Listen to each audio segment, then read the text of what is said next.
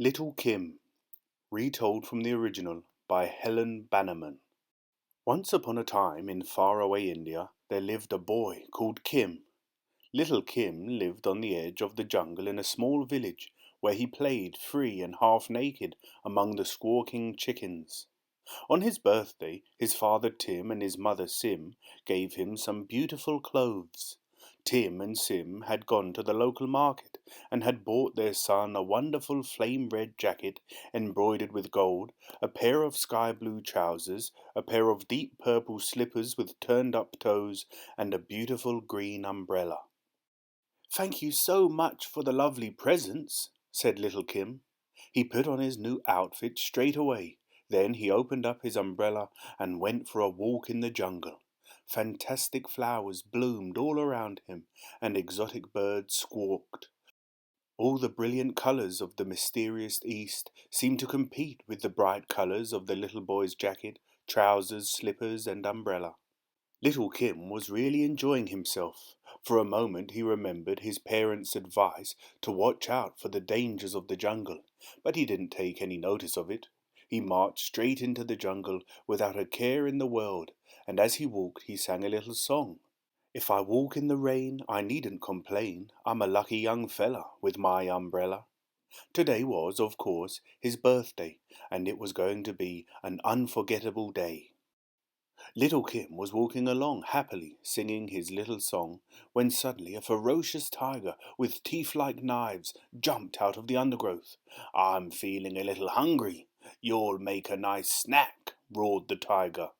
But Kim didn't want to be eaten, especially on his birthday, so he made him an offer.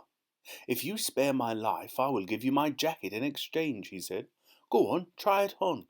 So the tiger picked it up, and when little Kim saw him prancing around in it, looking very proud of himself, he breathed a sigh of relief. "Perhaps I won't eat you after all," said the tiger, and then he marched off. Hi guys, I hope you're enjoying the audio ebook. I won't keep you for long. Last year I was demonetized by YouTube and so I lost all opportunity to earn. But I love sharing the audio ebooks with you so much, I carried on. If you value what I'm doing here, please consider heading over to my other channel, Book Club, and hitting that subscribe button as a sign of support. The link's in the description. Now, back to the book. Enjoy. No sooner had little Kim walked a few steps further into the jungle than he met another ferocious-looking tiger.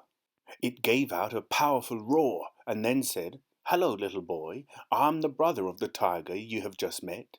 In our family, we are all used to eating a little boy at about this time of day."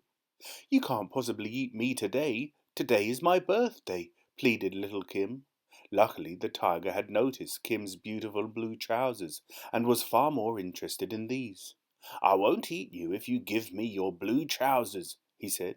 So poor little Kim gave the tiger his trousers, and the tiger paraded around in them, saying, "I am the grandest tiger in the jungle." Once again, little Kim had been spared. Little Kim, with his great taste for adventure, wasn't going to let two angry old tigers put him off walking in the jungle, so he skipped along singing his little song. But in a few minutes another tiger appeared. When it saw Kim, it gave him a very sweet smile. But you should be suspicious when a tiger gives you a sweet smile, especially if he talks to you in a certain way. And when the tiger spoke, Kim knew that he was just like all the other tigers that had gone before him. "Just the right little boy at just the right time. I'm ready for a little snack," said the tiger. But little Kim already knew that tigers were incredibly vain creatures. "How would you like to try on my beautiful slippers with the turned up toes?" he said. "If they fit you, you can keep them." So the vain old tiger put the slippers on his ears. "I wish I had a mirror," said the tiger. "I must look lovely." And then he added, "Yes, I'll keep these slippers and spare your life." And little Kim was very relieved to hear that he wasn't going to be the tiger's dinner. By now, the only present that poor little Kim had left was his beautiful green umbrella. He clutched it tightly and twirled it around, because it was his favorite present. Suddenly, out of nowhere, another tiger appeared. And this tiger said, "Hello, little boy. I'm going to eat you all up." "Oh, please don't eat me," said little Kim. "Take this special umbrella instead." "But how can I carry an umbrella when I need all my paws for walking," said the tiger.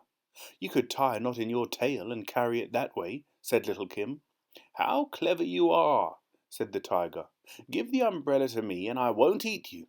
It will come in handy when it rains in the jungle. I hate getting wet." So he took the umbrella and shouted, "I'm the grandest tiger in the jungle."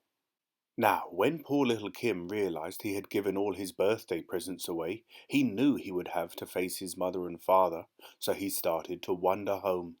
But he'd barely taken a few steps when he heard a loud noise. It was so loud that it stopped him in his tracks and made him look back. What an amazing spectacle he saw! The 4 tigers he had just met were very angry and roaring furiously. Each tiger thought that it was more elegantly dressed than the other.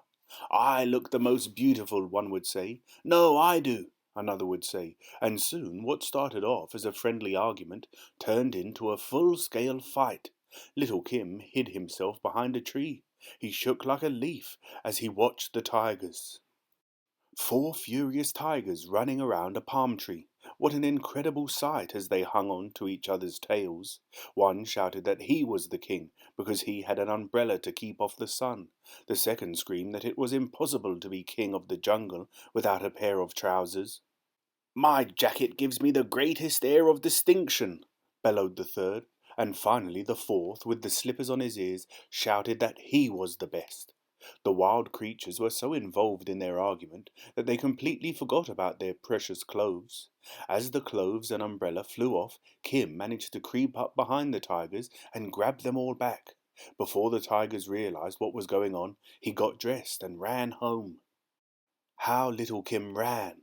He ran like the wind. He crossed the stream by the little wooden bridge without hesitating for a second, and surprised frogs jumped out of his path on all sides.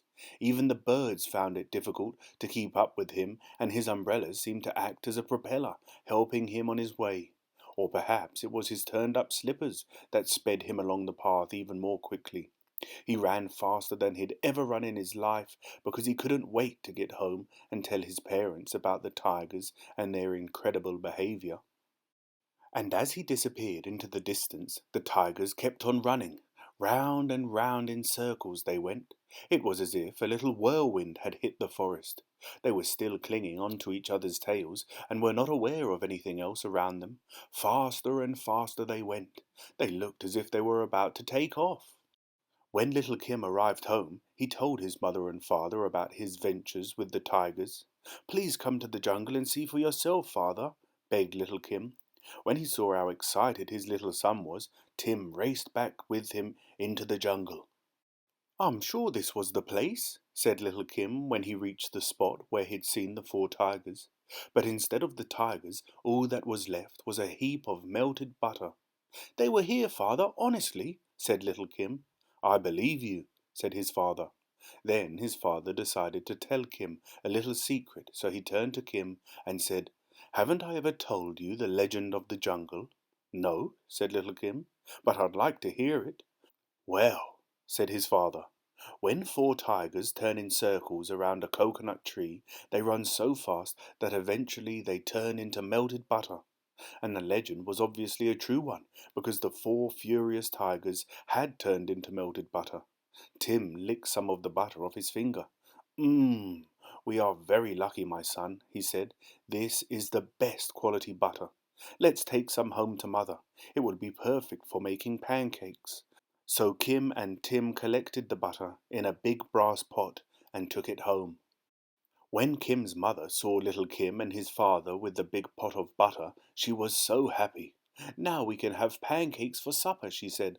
"Lots and lots of pancakes."